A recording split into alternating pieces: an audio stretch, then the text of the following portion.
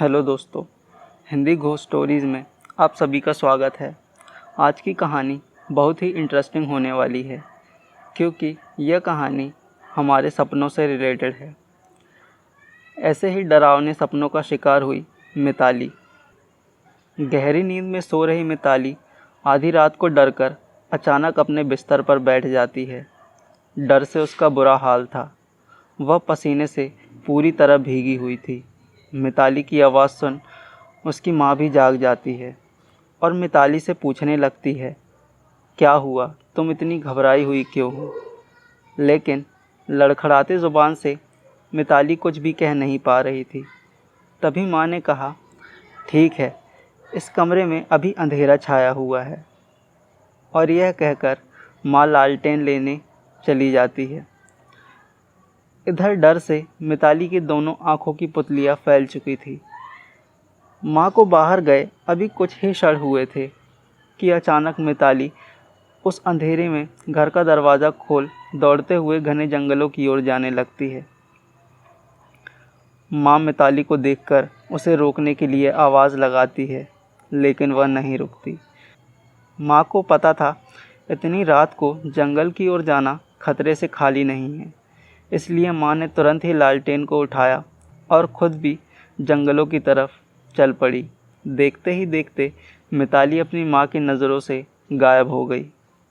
माँ ने काफ़ी देर तक उसे घने जंगलों में ढूंढा, मिताली को आवाज़ लगाई, लेकिन उधर से उसका कोई उत्तर नहीं आया।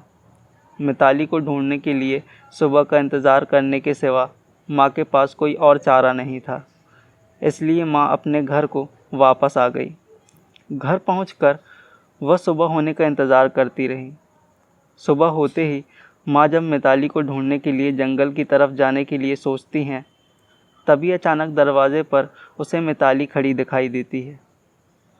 माँ घबरा जाती है और पूछने लगती है, इतनी रात को तुम कहाँ गई थी?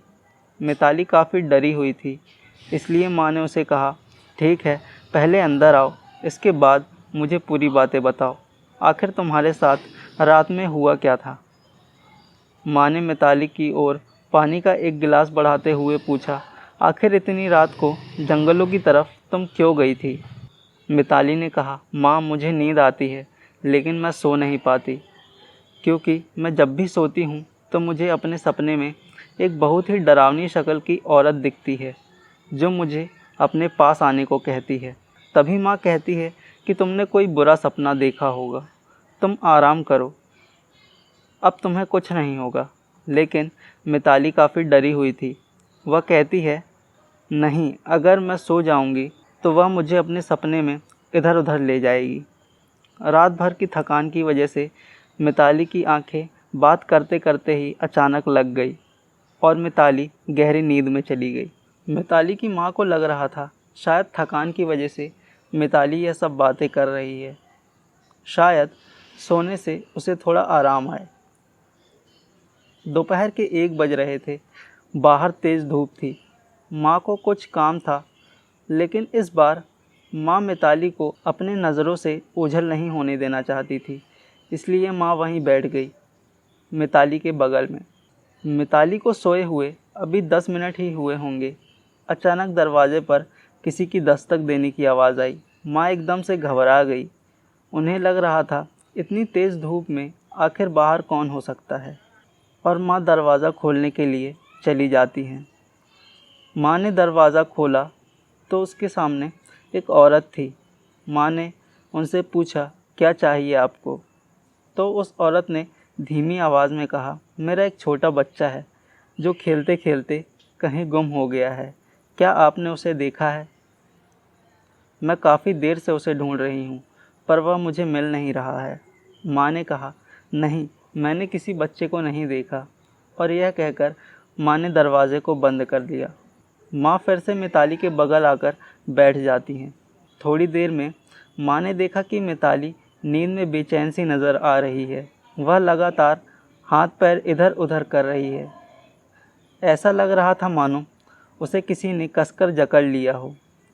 माँ उसे तुरंत ही जगाने लगती है, लेकिन तभी मिताली फिर अचानक शांत हो जाती है। माँ को लगता है शायद फिर से उसने कोई बुरा सपना देखा होगा। मुझे इसे नहीं जगाना चाहिए। लेकिन मिताली नींद में जब करवट लेती है तो उसकी पीठ पर बने पंजे के निशान देखकर माँ के होश उड़ जाते हैं। माँ ने तुरंत ही मिताली को नींद से जगा दिया और पूछने लगी कि आखिर तुम्हारे पीठ पर यह निशान कैसे? मिताली ने कहा, मुझे कुछ मालूम नहीं। मुझे यह भी नहीं पता कि मैं जंगल की तरफ गई भी थी। मिताली ने तुरंत अपने माँ से कहा, वह कोई साधारण औरत नहीं है, वह एक प्रेत है जो मुझे नहीं छोड़ेगी। वह हर समय मेरे पास ही रहती है। वह हर बार मुझे अपने साथ लेने के लिए आती है। अब माँ को भी समझ आ गया था कि वह औरत जो बाहर दरवाजे पर आई थी वह वही प्रेत थी। और मिताली के पीठ पर बने निशान देख माँ को पूरा यकीन हो गया कि हमारे घर के अंदर कोई आत्मा मौजूद है जो हमारे हर हरकत पर नज़र रखे हुए है। माँ ने मिताली को लेकर तांत्रिक के पास जाने की सोची। तांत्रिक के पास पहुंचकर इन्होंने सारी बात बताई। तांत्रिक ने कहा, ठीक है, पहले मैं आपके घर को देखना चाहता हूँ। और यह कहकर तांत्रिक उनके घर की ओर उनके साथ चलने लगा। उनके घर को देखकर तांत्रिक को झटका सा लगा। उसने कहा, आपको पता होना चाहिए कि आपका घर एक कब्र के ऊपर बना हुआ है। इसके नीचे कई सारी लाशें दबी हुई है। अगर आपने जल्दी ही इस घर को नहीं छोड़ा तो आपको कोई नहीं बचा सकता। उन्होंने उसी समय सारा सामान बांधकर उस गांव को छोड़ दिया। उन्होंने गांव वालों को यह भी नहीं बताया था कि आखिर वह लोग कहाँ गए। उन्हें डर था कि कहीं वह प्रेत फिर से उनका पीछा न करने लगे। 22 वर्षीय मिताली इस घटना की पुख्ता सबूत थी। इसके बाद मिताली ने उस घटना को फिर कभी याद नहीं किया, क्योंकि वह खौफनाक यादें फिर से मिताली को सोने नहीं देती। लेकिन वो निशान आज भी मिताली के शरीर पर हैं और कई कोशिश करने के बाद भी वह निशान नहीं मिट रहे। तो दोस्तों, यह थी आज की कहानी। आशा है आपको ज़रूर पसंद आई होगी। अगर पसंद आई तो अपना सपोर्ट हमें ज़रूर करें। लाइक, शेयर, कमेंट करना ना भूलें। अगर आपके पास भी ऐसी ही कोई इंटरेस्टिंग कहानी है तो हमें अवश्य भेजें। कल फिर मिलते हैं ऐसे ही इंटरेस्टिंग स्टोरी के साथ।